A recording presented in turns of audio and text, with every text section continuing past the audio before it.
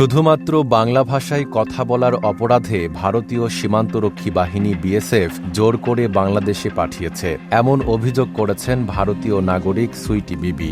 বাংলাদেশে আসতে রাজি না হলেও তাদের জোর করে পুশ ইন করে বিএসএফ। একটা জাহাজ আমাদেরকে পাঠালছিল বাংলাদেশ, জোর করে পাঠালছে। আমরা কাঁদছিলাম বাঁচতে বেঁচে আমরা যাবো না, আমরা বাংলাদেশ চিনিয়ে না, সত্যি আমরা চিনিয়ে না, এই দেশ আমরা কেউকে চিনিয়ে না, কেমন করে থাকবো।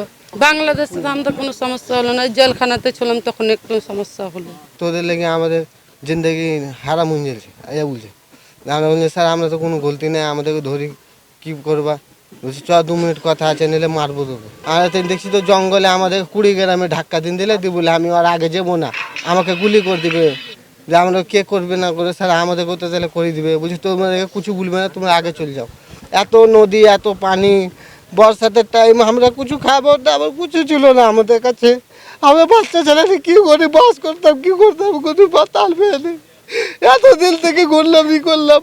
জানা গেছে শুক্রবার রাত 8টার দিকে 2 জন ভারতীয় নাগরিককে বিএসএফ এর কাছে হস্তান্তর করে বিজিবি। আর মনোবল হতো হাসপাত দৃঢ়। জেরুজালেম 25 বছরের পথ চলায় নিরাপদে রাখার প্রত্যয়ে। একই সময়ে আরও 4 জনকে হস্তান্তরের জন্য আনা হলেও অজানা কারণে তাদের গ্রহণ করেনি বিএসএফ। ফলে বাকি 4 জনের ভবিষ্যৎ অনিশ্চিত হয়ে পড়ে। স্থানীয় প্রশাসন শেষ পর্যন্ত মানবিক দিক বিবেচনায় ওই 4 জনকে তাদের জিম্মাদার ফারুক হোসেনের কাছে আবারও হস্তান্তর করে। জামিনদার হয়ে তাদেরকে জামিন করে আমার বাসায় রাখছিলাম। অন্তঃসত্ত্বা সোনালী তার ছোট বাচ্চা সহ তাদেরকে ইন্ডিয়া নিয়েছে। হাই কমিশনার আমাকে দুপুরের পরে ফোন দিয়েছিল, ওদের সব কিছু দুপুরের পরে সব কিছু করার পরে ওরা 2 জনকে নিয়েছে। পরে আমি মোটামুটি 6টার দিকে আমি জানতে পারলাম যে আরও 4 জনকে নেবে। পরে আমি নিয়ে আসলাম, কিন্তু এখন ওরা নিল না। ওদের কী হয়েছে না হয়েছে আমি বলতে পারছি না, কী কারণে নিল না এটাও বলতে পারছি না। এই ঘটনার বিষয়ে চাঁপাইনবাবগঞ্জ জেলা পুলিশের মুখপাত্র ও অতিরিক্ত police super ANM Wasim Firoz জানান, পুরো বিষয়টি আদালতকে অবহিত করা হবে। এই 6 জনকে নয়াগোলায় স্থানীয় একজন ব্যক্তি ফারুক আহমেদ নামক তাদের এক আত্মীয় হয়, তাদের কাছে জিম্মায় দিয়েছিলেন।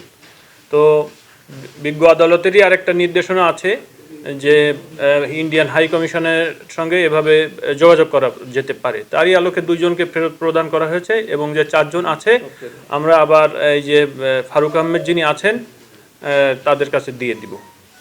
এবং বিজ্ঞ আদালত আরও নির্দেশনা দিয়েছেন যে প্রতি 10 দিন পর পর ওসি সদর মডেল থানা চাঁপাইনবাবগঞ্জ তাকে বিজ্ঞ আদালতে প্রতিবেদন দিতে হবে এবং বিজ্ঞ আদালতের নির্দেশনা অনুযায়ী আমরা প্রতিবেদন দিব। এদিকে 59 বিজিবির অধিনায়ক লেফটেন্যান্ট কর্নেল গোলাম কিবরিয়া বলেন, বাকি 4 জনের তথ্য বিএসএফকে দেওয়া হয়েছে, সিদ্ধান্ত আসলে প্রয়োজনীয় ব্যবস্থা নেওয়া হবে। 4 জনের ব্যাপারে আমরা 4 জনের তথ্য আমরা বিএসএফকে প্রদান করেছি।